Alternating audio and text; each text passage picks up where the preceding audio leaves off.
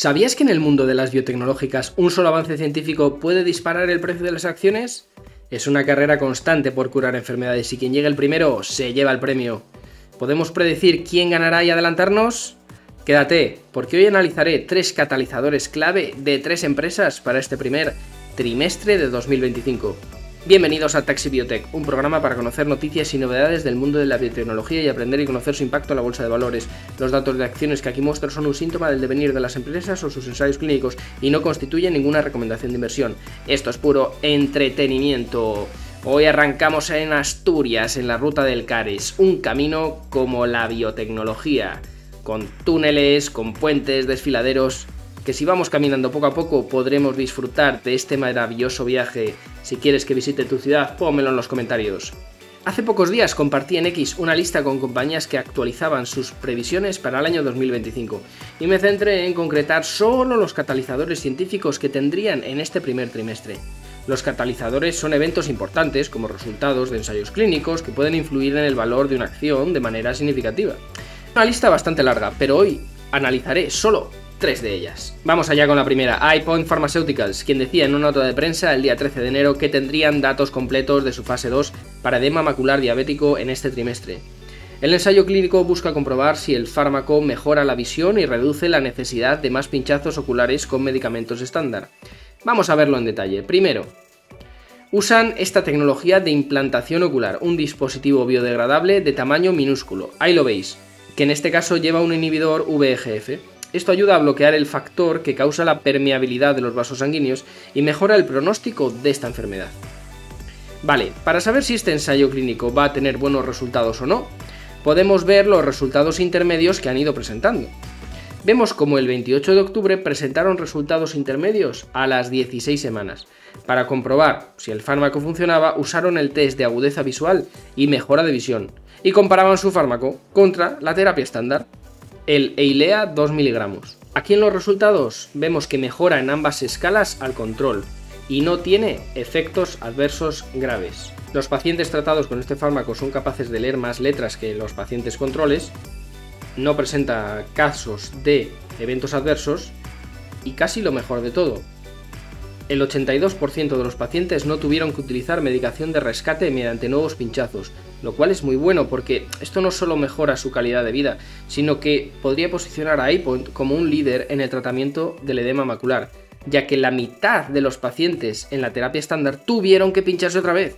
Sin embargo, con la de EyePoint, no.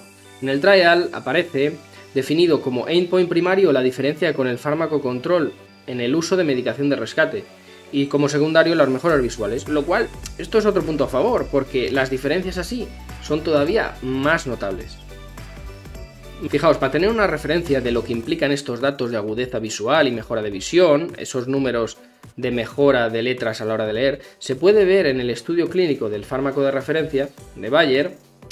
Vemos que los valores de mejora en agudeza visual son unos valores que entran dentro del rango de lo que tiene EyePoint, por lo que va en esa línea de ganancia, aunque según el estudio de EyePoint, su fármaco head to head, comparado directamente con este, es mejor. Para confirmar si nuestra creencia de que estos datos de EyePoint son buenos, podemos ir a la gráfica de sus acciones. Cuando publicaron estos datos intermedios, vemos que subió su cotización un 34%, por lo que nos confirma que efectivamente los datos en un primer momento fueron bastante buenos. Este es el pipeline que tienen y creo que la única noticia que podemos esperar este trimestre es la de ese fase 2, que ya vemos que trae muy buenos datos intermedios. Si se confirman son buenísimas noticias. ¿Estará todo descontado? Ha bajado bastante desde los datos intermedios.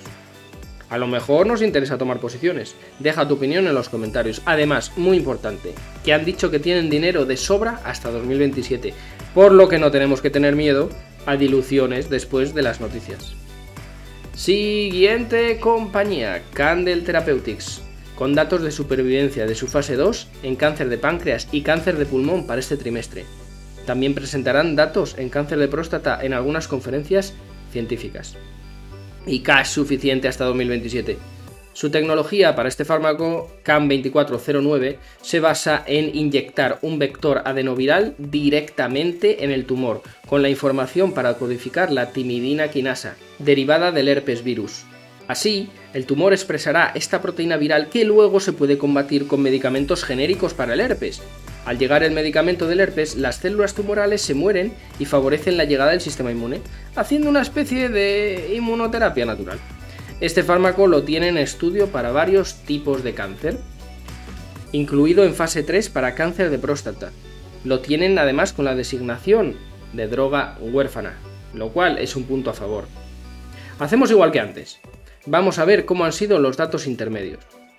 Los datos son bastante llamativos. Supervivencia de 28 meses comparando con 12 meses en el grupo control, en este caso para cáncer de páncreas.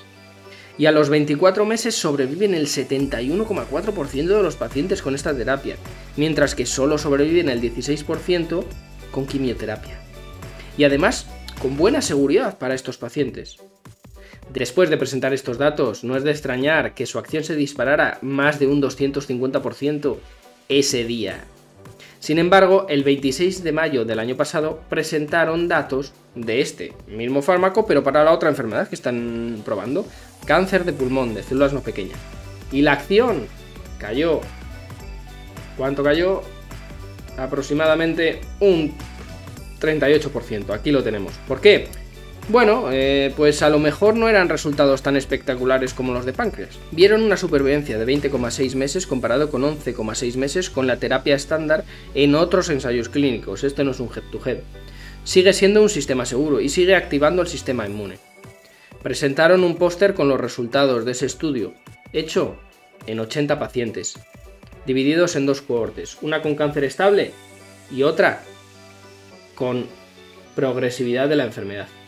Vemos aquí cómo había respuestas del 40% cuando los pacientes tenían un cáncer estable y solo un 8% en la cohorte de los que progresaba la enfermedad. A ver, no me parecen resultados desastrosos, pero igual los inversores se esperaban algo más, sobre todo en la cohorte de los no respondedores a la terapia estándar previa.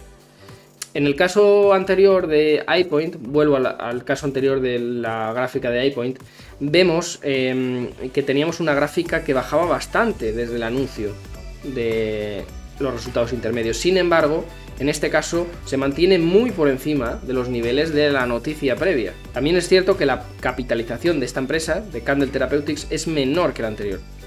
Por lo tanto, en resumen, tenemos que los datos intermedios son buenos.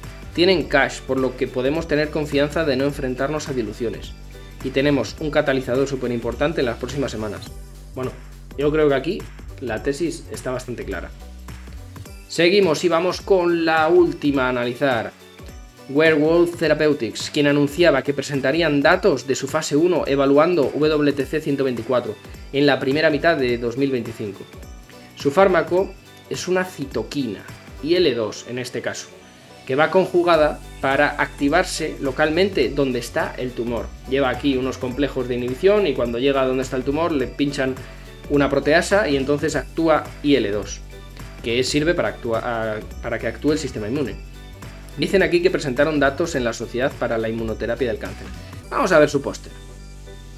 Fijaos, este es el póster que presentan, ¿vale? Como siempre, los links en los comentarios. Y vamos a la figura que a mí me parece la más importante. Allí se presentan como de los pacientes tratados en monoterapia, ¿vale? 3 respondieron disminuyendo el tamaño del tumor. Que no parecen muchos, pero teniendo en cuenta los pocos pacientes iniciales, pues tampoco es para tirar esto a la basura. Y luego nos confirman en la nota de prensa que efectivamente son 3 pacientes porque hablan de esos pacientes concretamente. Y esto tuvo un efecto directo, inmediato en la cotización de la acción, bajando un 33% en días posteriores a este anuncio. A ver, visto así en su cotización, parece que tiene mala pinta, sinceramente. Sin embargo, encuentro noticias positivas. Primero, respondieron algunos pacientes y lo están probando solo en monoterapia, es decir, solo con IL-2, en cánceres diversos. Es un fase 1, por lo que les servirá para afinar la dosis y el tipo de cáncer a estudiar. Además, debería funcionar mejor en combinación con Pembro, y esos resultados van a llegar porque ya lo están probando, pero solo estarán disponibles a final del año 2025, por lo que a lo mejor no es algo para tener en cuenta a corto plazo, pero a largo plazo, una vez afinen más el tipo de cáncer y la combinación de fármacos, quizá les pueda ir bien. Habrá que estar atentos. Pero tened cuidado, como suele decir este usuario de Twitter, presentación de buenos resultados puede implicar un menos 20%. Esto es Biotech. Y hasta aquí el vídeo de hoy. Nos despedimos haciendo lo que más nos gusta, disfrutar del camino, aprendiendo con Biotech. Adiós.